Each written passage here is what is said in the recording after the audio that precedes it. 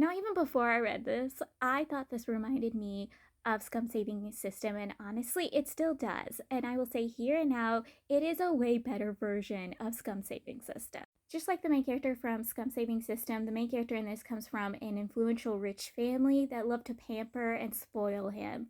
But unlike the main character in Scum Saving System, he actually tried getting an education. He worked to become a doctor. He wanted to find a cure for his illness, just like the main character in Scum Saving System. They were both sickly children their entire lives, but he didn't let that hold him back. He was like, I'm going to find a cure.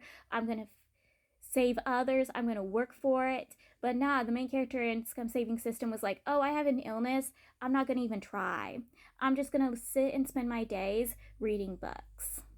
Also, there's another difference between these two is that the main character in this, he doesn't even have a system. He gets a system for like just the little bit of the story. Like the system doesn't even give him any information. It just tells him, hey, you got to save the protagonist. You got to keep the protagonist from having a terrible fate, give him love and care. And that's it. He doesn't even know who the protagonist is. Also, unlike the main character from Scum Saving System, the only books he read his entire life were textbooks and medical books. So he does not know anything that he's supposed to do. All he's like, I have to save the protagonist. That's why he mistakes the villain for the protagonist. He's like, oh, got to save this person, take care of this person. He thinks the person he's supposed to save is someone who's already having it bad, not someone who's about to have it bad. And so he sees the bad fate the lead is having is like, I'm going to save you and take care of you. So there is a difference between the original host when it comes to the original host in Scum Saving System and this one. Like in Scum Saving System, the original host was the one abusing and mistreating the male lead. When in this one, the original host never ever laid hands on the male lead or harmed it. All the mistreatment and abuse that the male lead went through was never caused by the original host. The originals treated him back when he was a child, and that was the only interaction the two had. The male lead was horribly and vilely abused by others. I mean, all kinds of different abuses. Like, he came from a royal family who loved and cared for him, and when a man came to him, his, groomer came to his family, the groomer promised, oh, we're going to teach your kid how to become an immortal, converter, all of this, and his family believed it. So they handed their child over, believing their child will one day become a converter, an immortal, live up in the high grounds. Nope, he was led to believe that also, because again, this dude was a groomer. And once he got the male lead to a spot, he handed the male lead off to the person who did all those horrible, vile things to the male lead. And I mean vile, disgusting things. Even handed the male lead off to other people to play around with the male lead. I was utterly disgusted. I'm telling you this. You are gonna need to know all the warning signs. Like, this is very dark of a story. I think it's borderline on the same dark level as Ballad of Sword and Wine. That is how dark this story gets. Like, I was super terrible feeling for the male lead. Now, when it comes to the original host of this story, he did do some terrible things. Like, he liked to isolate himself and hide out. He wanted to learn about medicine and poisons. He would experiment on other people, or, he'd just use them as fertilize for his herbs. But once the main character took over the body, he stopped that. But outside of those two things, he wasn't a terrible person. Like, he just isolated himself. Once in a while, he'd cure others. But he was just like, leave me alone and I'll leave you alone. He didn't do all the other terrible, vile things the other immortals do in the story. And I mean, the immortals in this are way worse than some of the demons and other converter stories. Like, these people are disgusting, vile. Like, every time a new immortal appears, they're just so vile.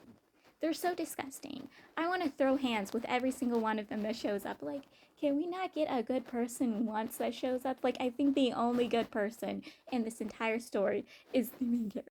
Because the main character thinks this is the person he's supposed to save. He saves the male lead from the terrible fate of his life and takes the male lead back to his sack. And obviously, the male lead doesn't trust him because, again, the male lead has been backstabbed over and over again his entire life, has been mistreated and abused and done the most vile things to. So he doesn't trust the first person that's actually being nice to him. Even when the main character is treating his wounds, giving him medicine, bathing him, like doing everything he can as a doctor, like he's supposed to, for his patient. Sooner or later, the male lead realizes the main character actually is trying to take care of him, is actually supporting him, that the main character doesn't have bad intentions towards him. And the male lead starts caring for the main character. He starts supporting the main character. And that's when he starts having borderline yandere feelings for the main character because our male lead, he is a yandere. No ifs or buts, he is. I also forgot to tell you guys this. So in this world, immortals like to go down and snatch up mortals and just treat mortals like their playthings, like the groomer did with the male lead. Yes, they like to do this to mortals, and one of the things they do to keep mortals obedient is by putting a seal on them, and this keeps the mortal obedient and subservient to their master, their owner. And when the main character got the male lead away from his owner, the main character gave that like token that controlled the seal to the male lead, and he's like, hey, once I find a cure, find a way to unseal you, I will unseal you. I will free you from your entrapment, your seal. Another thing the main character has to do for the male lead is open up his modernals. I cannot pronounce that word, but he has to open those up because they had been sealed away. So he has to open them up, and it's a painful process. So he's trying to figure a way to do it without harming the male lead, and he finally figures a way to do it. Will lessen the pain. There will still be pain, no ifs or buts, but he still figures a way to help the male lead. So the main character and the male lead, they kind of have a cute date in town where the main character rarely ever goes to. But the main character typically took the male lead on their little date thing because he needed to pick up a microscope that he had a craftsman make him, but the craftsman didn't really know how to make it and didn't understand the main character's lingo. Luckily, the male lead, who's been studying under the main character since the main character's taken him in, is able to explain to the dude what the main character wanted. They also visit a supply owner because the main character wants information about the male lead's groomer, how to free the male lead from his seal. And this dude is like, it's going to be expensive, it's going to be out of the way. Are you sure you want to do this? As long as you just take care of him well and you just let him have control over his seal, there's no issues. And the main character's like, no, I want to free him from his seal. So give information I need to free my man from this.